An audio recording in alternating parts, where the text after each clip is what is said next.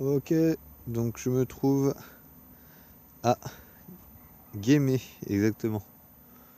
Donc on est sur principalement deux communes avec 15% maximum de Vespolina et le reste en est biolo. Énormément de très bons producteurs font des 100% des biolos qui se découlent sur des notes un peu plus goudronnées. Pour certaines avec des grosses maturités vont avoir aussi ce côté un peu plus framboise et puis toujours des talents qui sont beaucoup plus légers et un peu moins de densité aussi dans les vins, donnant des vins un peu plus accessibles assez rapidement, mais qui aussi s'expriment dans l'évolution d'une manière formidable et gardent des acidités un peu plus prononcées.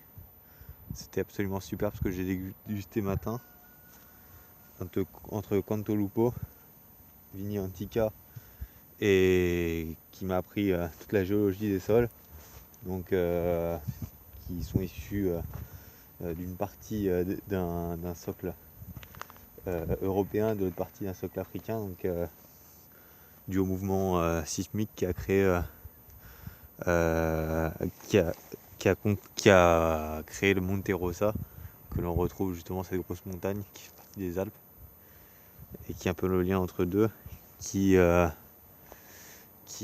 la particularité d'être comme l'Himalaya, donc vraiment vertical, à la verticale.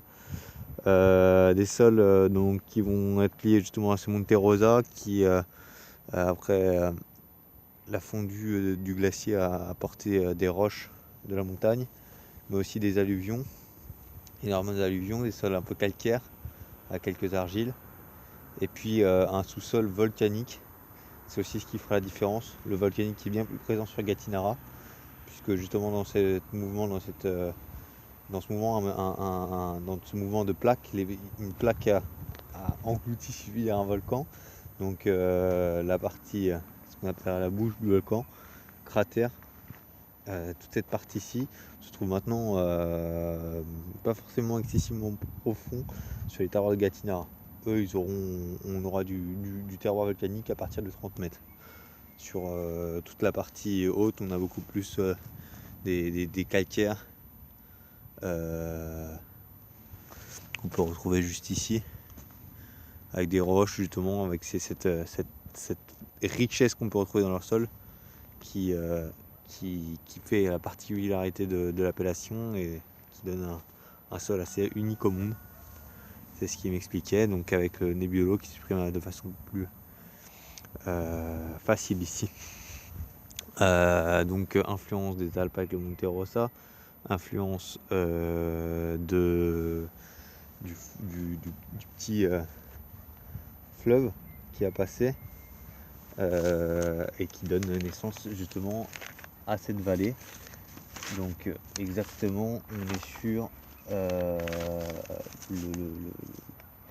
vallée de Sesia, et donc ce fleuve qu'on appelle le Sesia et qui traverse, qui fait la délimitation en plus entre Gattinara et Guémé. On a uniquement que des terroirs en coteaux principalement, avec un minimum de 2 ans d'élevage en bois pour les Guémés. La plupart vont jusqu'à 5 ans d'élevage. Et puis on est à 350 mètres d'altitude avec des terroirs quand même beaucoup plus frais qui peuvent aller jusqu'à quasiment une semaine après les terroirs de Barbaresco ou de Barolo pour les vendanges. Ce matin j'ai fait Yopa qui est un des classiques dans la simplicité, la finesse.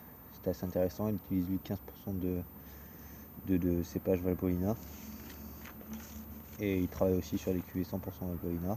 Donc il se découvre sur le côté beaucoup plus épicé, assez maigre, concentré, et puis sur des côtés un peu plus rustiques, avec un peu moins d'acidité que le Nebbiolo et un peu plus de chaleur. Et puis on travaille tous sur des foudres slovéniens, environ entre 9 et 60 hectolitres.